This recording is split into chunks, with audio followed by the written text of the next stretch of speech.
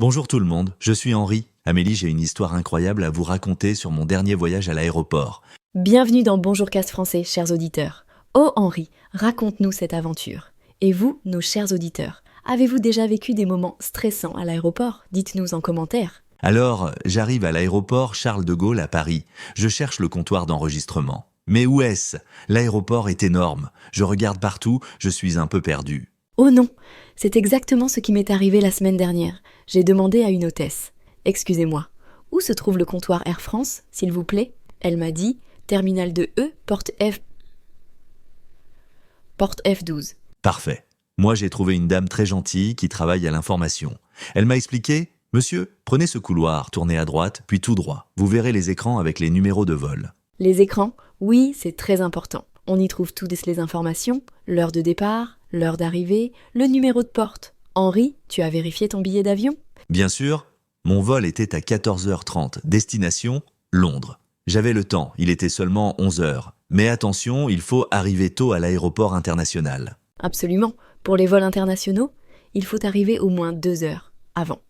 Et vous, nos auditeurs, combien de temps avant votre vol arrivez-vous à l'aéroport? 1 heure, 2 heures, 3 heures? Écrivez-nous. Alors, je fais la queue au comptoir d'enregistrement. La dame me demande « Bonjour monsieur, votre passeport et votre billet s'il vous plaît. » Je donne mes documents. Et elle a vérifié ton nom?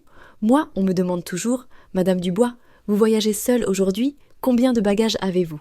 Et... Exactement. Elle m'a dit « Monsieur Martin, vous avez un bagage en soute ?» J'ai répondu « Oui, une valise de 20 kilos. » Elle a pesé ma valise sur la balance. La balance. C'est important de ne pas dépasser le poids autorisé. En général, c'est 23 kilos maximum pour les bagages en soute. Sinon, on paie un supplément. Heureusement, ma valise pesait exactement 20 kilos. L'employé m'a donné ma carte d'embarquement. Elle a dit « Porte G15, embarquement à 13h45. » Parfait. Après l'enregistrement, direction le contrôle de sécurité. C'est souvent là que ça devient compliqué. Il faut sortir les ordinateurs, les liquides, enlever les chaussures parfois. Oh là là, le contrôle de sécurité. J'ai mis mes affaires dans le bac en plastique. Mon ordinateur portable, ma ceinture, mes chaussures. Le agent de sécurité m'a dit « Monsieur, videz vos poches complètement. » Et ton téléphone? Tes clés? Moi, j'oublie toujours quelque chose dans mes poches. Une fois, j'avais gardé un petit couteau suisse. Ils l'ont confisqué. Moi, j'avais une bouteille d'eau. L'agent m'a expliqué « Monsieur, les liquides de plus de 100 ml sont interdits. » J'ai dû la jeter à la poubelle. C'est la règle. Mais après le contrôle de sécurité, on peut acheter de l'eau dans les boutiques duty-free. D'ailleurs, nos auditeurs, que préférez-vous acheter dans les boutiques duty-free? Des parfums, du chocolat, des souvenirs? Bonne question. Moi, j'adore regarder les boutiques des duty-free. Il y a de tout. Des parfums, des alcools, des bonbons, des livres, des vêtements. C'est comme un grand centre commercial. Et les prix sont souvent intéressants.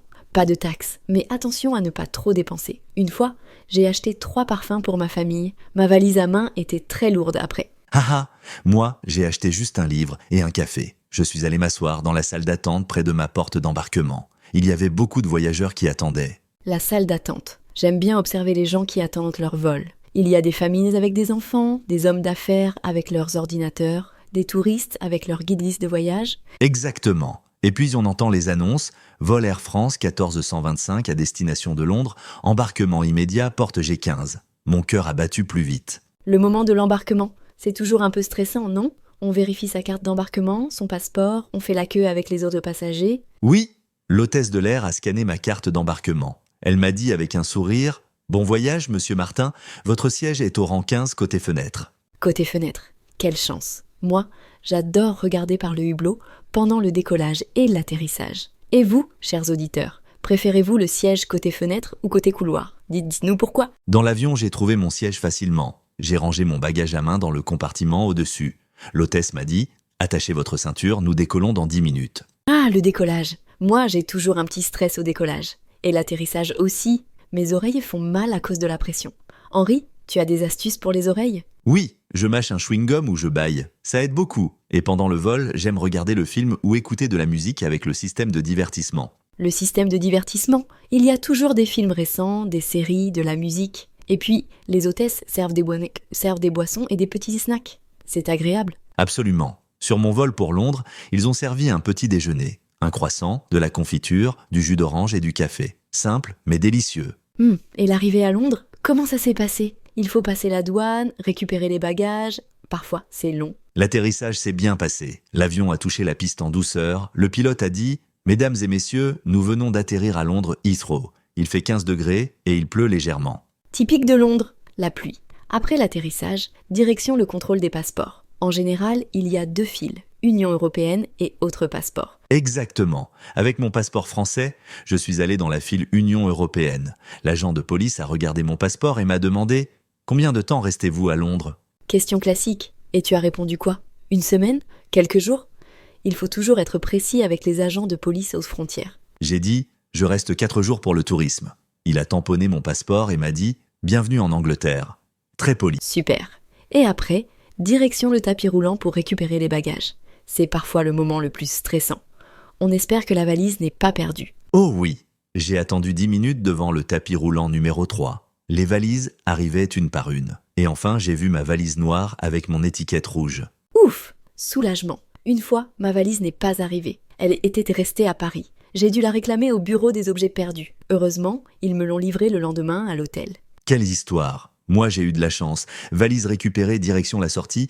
Il y avait 2 portes. Rien à déclarer et articles à déclarer.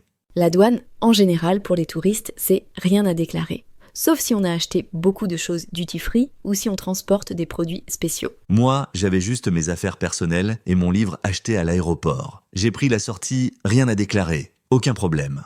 Parfait. Et voilà, tu étais arrivé à Londres. Après tous ces contrôles, c'est agréable de retrouver l'air libre. Comment tu es allé en ville? Taxi? Train? Bus? J'ai pris le Heathrow Express, le train rapide qui va au centre de Londres. C'est pratique et pas trop cher. En 15 minutes, j'étais à Paddington Station. Excellent choix. Nos chers auditeurs, quand vous voyagez, comment allez-vous de l'aéroport au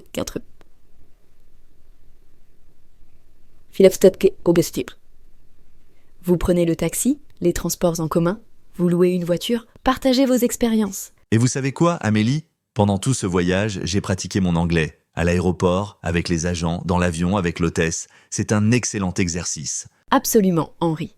Voyager, c'est une formidable occasion de pratiquer les langues étrangères. Et pour nos auditeurs qui apprennent le français, l'aéroport est un endroit parfait pour entendre du français authentique. C'est vrai, on entend les annonces en français, on peut parler avec les employés de l'aéroport, commander un café en français au bistrot de l'aéroport. Exactement. Et maintenant, une petite question pour nos auditeurs. Quelle est votre destination de rêve? Paris, New York, Tokyo, Barcelone? Et pourquoi cette destination vous fait rêver? Écrivez-nous en français dans les commentaires. Bonne idée. Moi, ma prochaine destination, c'est peut-être Rome. J'ai envie de visiter le Colisée et de manger des vraies pâtes italiennes.